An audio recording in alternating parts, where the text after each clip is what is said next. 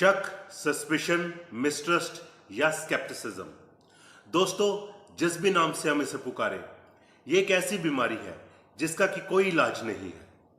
कभी कभी कुछ रिश्तों में ऐसा मोड़ आता है कि आदमी ना चाहते हुए भी अपने पार्टनर पर शक करने लगता है। और दोस्तों, यही शक हमारे रिश्तों को कमजोर करने या यूं कहिए तोड़ने का काम करता है। एक खुशहाल शादीशुदा जिंदगी जिसका कि आधार ही एक दूसरे पर विश्वास पर टिका होता है, उसके लिए शक एक ऐसा नासूर है, एक ऐसा कर्क रोग है जो रिश्तों के ताने बाने को खा जाता है। शक की एक वजह कम्युनिकेशन गैप भी है। अगर आपको कभी लगता है कि आपकी जिंदगी में शक शुबा आ रहा है, तो दोनों पार्टनर्स को आपस में बात कर लेनी चाहिए, खुल के बात कर लेनी चाहिए और अपने अंदर आई मिसअंडरस्टैंडिंग्स को क्लियर करना चाहिए। क्योंकि शक और वहम की स्थिति अगर अनसुलझी रह जाए तो राई का पहाड़ बनते ज्यादा देर नहीं लगती। जी हाँ दोस्तों, यही सब्जेक्ट है आज की फिल्म रिव्यू सीरीज का। आज जिस फिल्म का रिव्यू मैं आपको देने जा रहा हूं वो भी इसी समस्या को उजागर करता है। लेकिन इससे पहले कि मैं ये रिव्यू शुरू करूं, मैं चाहूंगा कि अगर आप मेरे चैनल पर नए हो या अगर आपने मेरे चैनल को अभी तक सब्सक्राइब नहीं किया है तो प्लीज इसे सब्सक्राइब करें और साथ में दिया गया बेल आइकन क्लिक करें ताकि मेरे चैनल पर आने वाली हर एक नई वीडियो की नोटिफिकेशन सबसे पहले आप तक पहुंचे। 17 अप्रैल 1974 को निर्माता निर्देशक ज्यों प्रकाश की रोमांटिक ड्रामा फिल्म आपकी कसम रिलीज हुई। एक निर्देशक के रूप में यह उनकी पहली फिल्म थी। इस फिल्म के लेखक थे रमेश पंत और रमेश केलकर। इस फिल्म में मुख्य भूमिकाएं निभाई थीं राजेश खन्ना, मुमताज, संजीव कुमार, रहमान, दीना पाठक, ए.के. हंगल और असरानी ने। 154 मिनट लंबाई वाली इस फिल्म में कुल 6 गीत हैं जिन्हें लिखा था आनंद बख्शी साहब ने और जिन्हें अपने संगीत के सुरों से संवारा था पंचमदा यानी कि आर.डी. बर्मन ने। फ्रेंड्स, मेरी विनाइल लाइब्रेरी में इस फिल्म का ये एक एलपी रिकॉर्ड है। इस रिकॉर्ड के साइड 1 पर जो गाने हैं वो हैं करवटें बदलते रहे किशोर कुमार और लता मंगेशकर की आवाज में, सुनो कहो सुना कहा लता मंगेशकर और किशोर कुमार की आवाज में, जिंदगी के सफर में किशोर कुमार की आवाज में, और साइड बी पर जय जय शिव शंकर, लता मंगेशकर, किशोर कुमार और साथियों की आवाज में, चोरी चोरी चुपके चुपके लता मंगेशकर की आवाज में, पास नहीं आना भूल नहीं जाना लता मंगेशकर और किशोर कुमार की आवाज में। तो दोस्तों, ये रिकॉर्ड हिज मास्टर्स वॉइस द्वारा रिलीज किया गया था। तो दोस्तों, जब गीतों की बात चली ही है तो मैं आपको बता दूं कि उस साल यानी कि सन 1974 की बिनाका गीतमाला में इस फिल्म के 2 गीत शामिल हुए। दूसरे नंबर पर था लता मंगेशकर, किशोर कुमार और साथियों द्वारा गाया हुआ जय जय शिव शंकर, और 17वीं पायदान पर था करवटें बदलते रहे। इस फिल्म के एक गीत सुनो कहो की रिकॉर्डिंग के बारे में एक किस्सा आपसे साझा करना चाहता हूं। हुआ यूं कि ये गीत किशोर कुमार और लता मंगेशकर की आवाज में रिकॉर्ड किया जाना था, लेकिन इस गीत की रिकॉर्डिंग के वक्त लता मंगेशकर असहज महसूस कर रही थी। और तो और दोस्तों, पंचमदा जिस फील को इस गाने में लाना चाहते थे वो फील नहीं आ रही थी इस गाने में। तो लता मंगेशकर बड़ी परेशान हो गई। तब उनके साथी गायक कलाकार किशोर कुमार ने उनको सुझाव दिया कि वो ऐसे समझें जैसे वो दोनों अलग अलग कमरे में बैठे ये गीत को गा रहे हैं। और दोस्तों, नतीजा आपके सामने है। बॉलीवुड इंडस्ट्री को एक बहुमूल्य नगीना मिला सुनो कहो गीत के रूप में। दोस्तों, इस फिल्म के दूसरे गीत जय जय शिव शंकर के बारे में भी एक किस्सा है।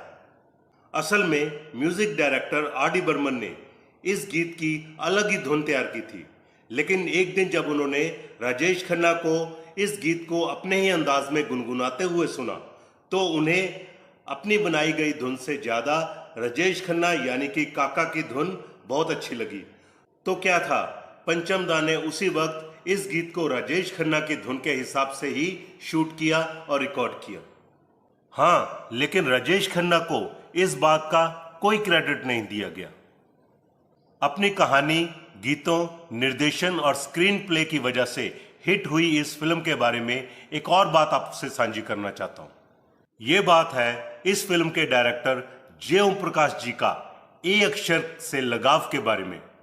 जे ओम प्रकाश जी ने एक इंटरव्यू में बताया था कि जब उन्होंने पहली फिल्म निर्देशित की यानी कि डायरेक्ट की और वो थी आपकी कसम और वो हिट हो गई, तो उन्होंने ये फैसला किया कि आज के बाद वो जितनी भी फिल्में डायरेक्ट करेंगे उनका नाम ए अक्षर के साथ ही शुरू होगा। वैसे भी दोस्तों, उनकी पहली प्रोडक्शन आस का पंछी हिट रही थी और वो भी ए अक्षर के साथ ही शुरू होती थी। एक बार उन्होंने अपनी 2 फिल्मों के नाम किसी और अक्षर से रख दिए और वो दोनों फिल्में फ्लॉप हो गई। ये फिल्में थीं भगवान दादा और राजा रानी। इससे बात तो दोस्तों, उन्होंने दूसरे अक्षर से नाम वाली फिल्म के बारे में सोचा तक नहीं। तो दोस्तों, यहां पर मैं आपको बता दूं कि उन्होंने ए अक्षर से सन 1983 में एक पंजाबी फिल्म बनाई जिसका नाम था आसरा प्यार दा। इसी तर्ज पर जे ओम प्रकाश जी ने और भी फिल्में बनाई। इनमें थीं आस का पंछी, आई मिलन की बेला, आए दिन बहार के, आपकी कसम, आक्रमण, आशिक हूं बहारों का, आखिर क्यों, अपनापन, आशा, अपना बना लो, अर्पण और आदमी खिलौना है। आपकी कसम मलयालम फिल्म वाजवे मायम की रीमेक है। वाजवे मायम को 1970 में डायरेक्टर के.एस. सेथु माधवन द्वारा बनाया गया था। लेकिन दोस्तों, मलयालम भाषा में बनी फिल्म वाजवे मायम और उसकी रीमेक आपकी कसम का एंडिंग बिल्कुल ही अलग था। कारण यह था कि डायरेक्टर जे ओम प्रकाश चाहते थे कि उनकी फिल्म का क्लाइमेक्स सीन यानी कि एंडिंग थोड़ा अलग हो। 1985 में डायरेक्टर दसारी नारायण राव द्वारा इस फिल्म का तेलुगु रीमेक बनाया गया और इस तेलुगु रीमेक का नाम था एदादुगुला बंधम। इस फिल्म के म्यूजिक डायरेक्टर आर.डी. बर्मन को film fair best music director award के लिए नॉमिनेशन तो मिला, लेकिन ये अवार्ड जीता शंकर जयकिशन ने फिल्म कोरा कागज के गीत मेरा जीवन कोरा कागज कोरा ही रह गया के लिए। तो चलिए फ्रेंड्स, इस फिल्म की कहानी के बारे में बात कर लेते हैं। इस फिल्म के हीरो राजेश खन्ना कमल भटनागर का रोल निभाते हैं। वो एक फाइनेंशियली वीक स्टूडेंट हैं जो अपनी क्लासमेट सुनीता यानी कि मुमताज से प्यार हो जाता है उनको और वो उससे शादी कर लेते हैं। सुनीता एक ऊंचे खानदान से आती है जबकि कमल भटनागर एक साधारण परिवार से है। कमल भटनागर को एक अच्छी नौकरी मिल जाती है और वो सुनीता के साथ एक खुशहाल शादीशुदा जिंदगी शुरू कर देते हैं। कमल का दोस्त मोहन यानी कि संजीव कुमार जो कि उनका पड़ोसी है, उसकी शादीशुदा जिंदगी ठीक नहीं चल रही है। मोहन को संगीत का शौक है, यही शौक सुनीता को भी है। इसी शौक की वजह से दोनों में मित्रता हो जाती है, लेकिन सुनीता की मोहन के प्रति ये मित्रता एक बहन और भाई के प्यार के अलावा कुछ भी नहीं होती। मोहन भी इसी नजर से सुनीता को देखता है, लेकिन यह पवित्र रिश्ता कमल के शक का आधार बनता है। इसके बाद कई ऐसी घटनाएं होती हैं जो कि कमल के शक को और मजबूत करती हैं। इस शक शुबा की वजह से सुनीता जो कि गर्भ से हैं, वो कमल भटनागर का घर छोड़कर अपने माता पिता यानी कि रहमान और दीना पाठक के घर आ जाती हैं। जैसे जैसे फिल्म आगे बढ़ती है तो हम देखते हैं कि दोनों के बीच में गलत फहमियों की दरारें बढ़ने लगती हैं और आखिरकार सुनीता जो कि डिप्रेशन में चली गई है, वो कमल भटनागर से तलाक ले लेती है। सुनीता इस बेबुनियाद शक की वजह से डिप्रेशन में चली जाती है, लेकिन वो अपने माता पिता और डॉक्टर की देखभाल के कारण बहुत जल्द ठीक हो जाती है। जिस डॉक्टर ने सुनीता का इलाज किया होता है, सुनीता उसी से शादी कर लेती है। इसी दौरान कमल को सच का पता लगता है और उसे बहुत पछतावा होता है। लेकिन दोस्तों, समय का चक्र आगे बढ़ चुका होता है।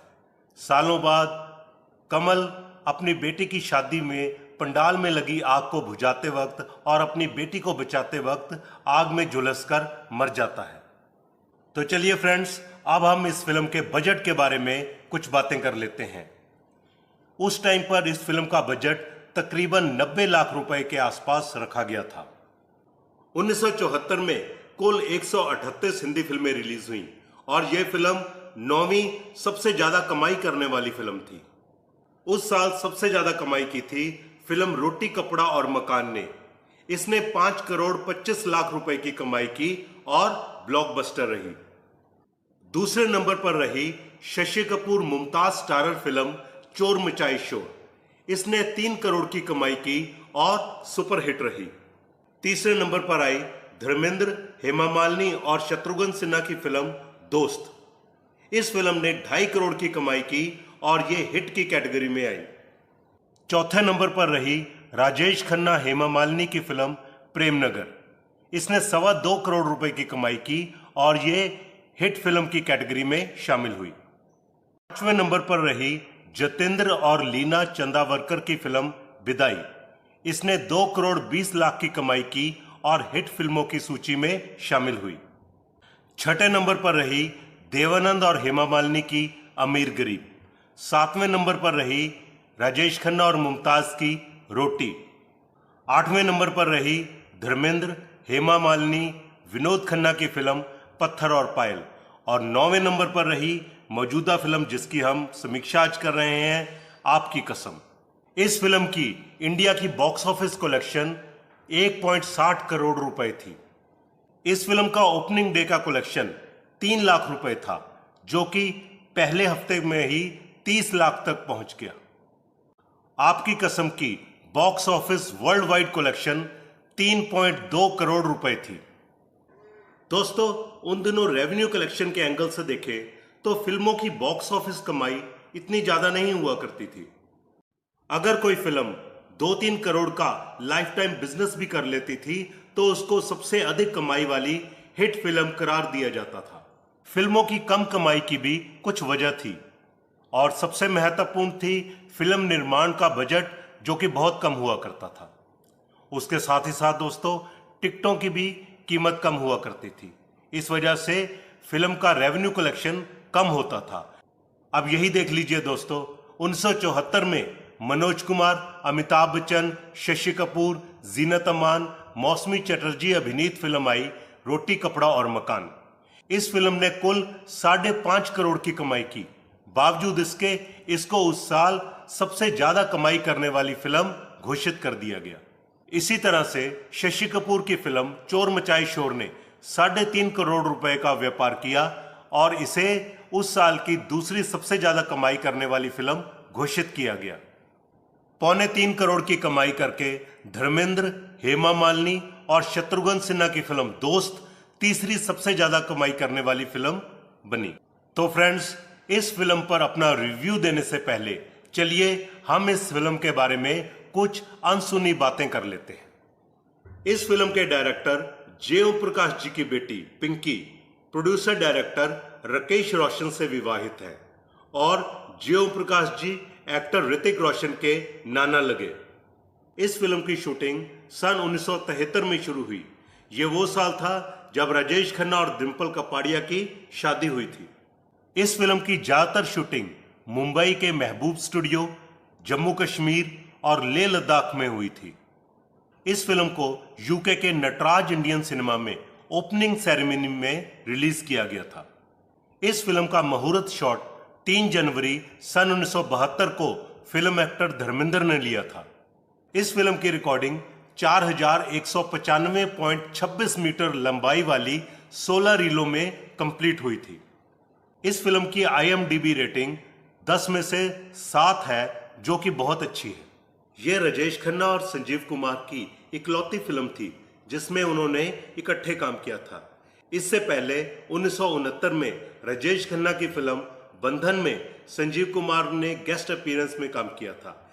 इसके बाद आई फिल्म आक्रमण में राजेश खन्ना ने गेस्ट अपीयरेंस में रोल किया था।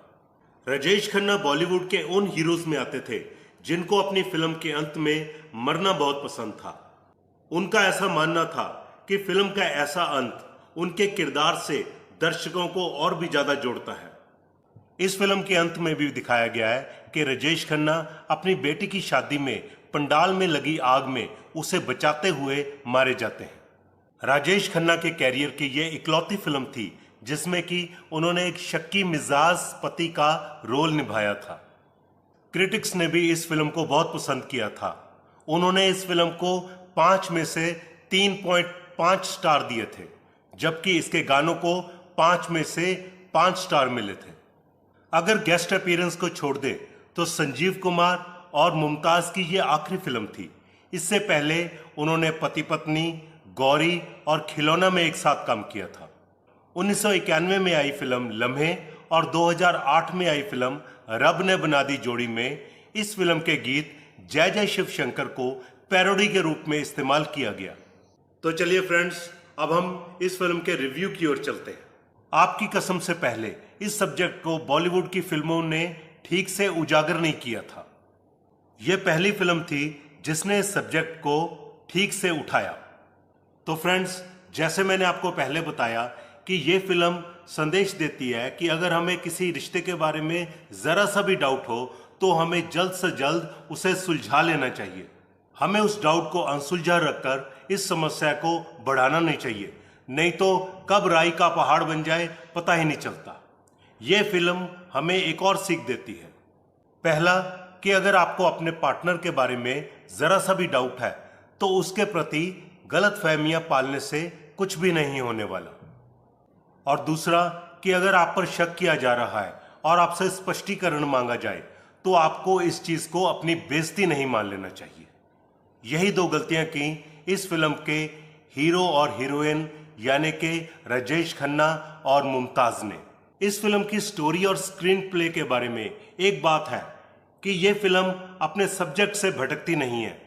हाँ, इंटरवल के पहले भाग में रोमांस और कॉमेडी ज्यादा दिखाई गई है, लेकिन फिल्म का दूसरा भाग बहुत दिलचस्प है। दर्शक इसको चाहकर भी एक क्षण के लिए भी छोड़ नहीं सकता। अगर इस फिल्म के बेस्ट सीन के बारे में पूछा जाए तो ये वो है जिसमें कमल शक के घेरे में फंसकर सुनीता से, मोहन से उसके रिश्ते के बारे में पूछताछ करता है। ऐसे में सुनीता अपने पति द्वारा शक किए जाने पर बहुत हैरान होती है। वो कोई भी स्पष्टीकरण देने से मना कर देती है और वो ये कहती है कि आज के बाद उसका ना सिर्फ मोहन बल्कि कमल से भी कोई रिश्ता नहीं रहेगा, और ये कहकर वो घर छोड़कर चली जाती है। तो दोस्तों, यहां पर हम देखते हैं कि कमल द्वारा सुनीता से स्पष्टीकरण मांगे जाने को सुनीता ने अपनी बेइज्जती मान लिया और उसने स्पष्टीकरण देने से इनकार कर दिया, क्योंकि ये शक, ये डाउट अनसुलझा रहा और इसी की वजह से दोनों कमल और सुनीता के रिश्तों के बीच में दरार बढ़ने लगी। इस फिल्म में राजेश खन्ना और मुमताज का रोल काबिले तारीफ रहा है। दूसरे कलाकारों का भी रोल बहुत अच्छा रहा है। तो चलिए फ्रेंड्स, चलते चलते अब इस फिल्म के एक और सीन के बारे में बात कर लेते हैं। ये वो सीन था जब राजेश खन्ना ने संजीव कुमार को एक थप्पड़ लगाना था। सिचुएशन के मुताबिक तो ये एक्टिंग वाला थप्पड़ लगाना था, लेकिन अगर फिल्म क्रिटिक्स की माने तो राजेश खन्ना और संजीव कुमार में जमती नहीं थी और उन्होंने संजीव कुमार को एक जोरदार तमाचा मार दिया। हालांकि संजीव कुमार ने इस घटना को ज्यादा तूल नहीं दिया। हाँ, ये जरूर था कि इस घटना के बाद दोनों में रंजिश और भी बढ़ गई। बावजूद इसके इन दोनों कलाकारों ने इस फिल्म में एक साथ काम किया, लेकिन इस फिल्म के बाद दोनों कलाकारों ने एक साथ और कोई फिल्म नहीं की। गौरतलब है कि दोनों कलाकारों की डेथ तक ये कड़वाहट ज्यों की त्यों बनी रही। इस फिल्म के एक और सीन में दिखाया गया है कि कमल को जब अपनी पत्नी सुनीता पर पहली दफा शक होता है तो वो उससे सख्ती से पूछताछ करते हैं। सुनीता भी अपने चेहरे पर परेशानी और हैरानी के भाव लेकर आती है, क्योंकि उसको विश्वास नहीं होता कि उसका पति उसके ऊपर शक कर रहा है। दोस्तों, यह इस फिल्म का एक महत्वपूर्ण सीन है, जैसे कि इसी फिल्म के गाने जिंदगी के सफर में गुजर जाते हैं जो मुकाम वो फिर नहीं आते, इस गाने में फ्लैशबैक के रूप में इस्तेमाल किया गया है। यही वो लम्हा है जब दोनों के बीच एक शक की दीवार बननी शुरू हो जाती है। ऐसी ही सिचुएशन के बारे में कहा गया है, शक में दिल तोड़ दिया अपने यार का, खुद से ही गला घोट दिया अपने प्यार का। तो दोस्तों, आज के इस वीडियो में इतना ही। बहुत जल्द मिलते हैं एक और नई वीडियो के साथ, एक और नए रिव्यू के साथ। तब तक के लिए नमस्कार।